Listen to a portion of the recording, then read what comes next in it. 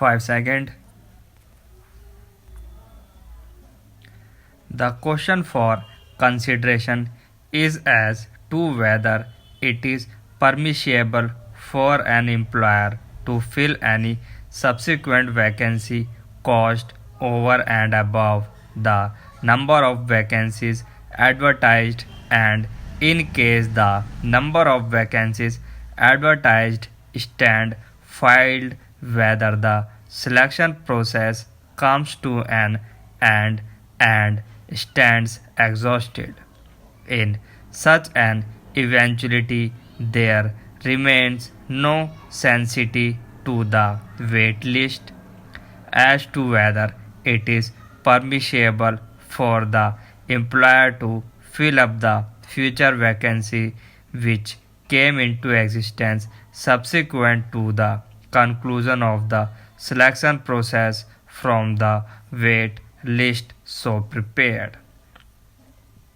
It is a settled legal proposition that authority cannot fill up vacancies over and above the number of vacancies advertised, as it would amount to filling up the vacancies which have occurred in future, and that would be violative of the fundamental rights of the candidates who become eligible subsequent to the advertisement, as held by the Honorable Supreme Court in Union of India and ORS versus Ishwar Chandra. The Honorable Supreme Court quashed the appointments made over and above the vacancies advertised, holding that such an action was neither permissible nor desirable for the reason that it would amount to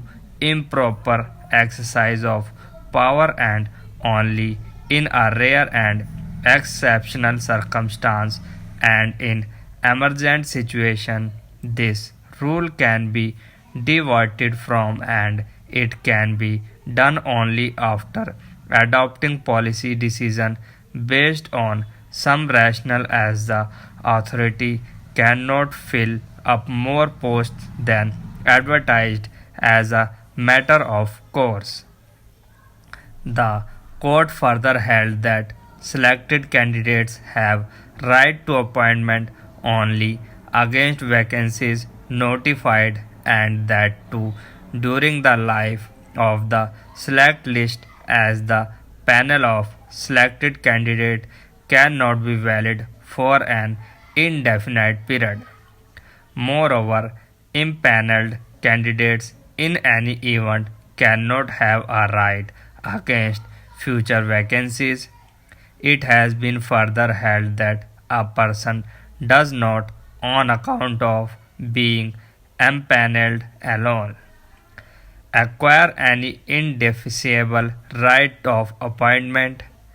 Impanelment is at the best of condition of eligibility for the purposes of appointment, and by itself does not amount to selection, and nor does it create a vested right to be appointed unless the relevant service rules provide to the contrary.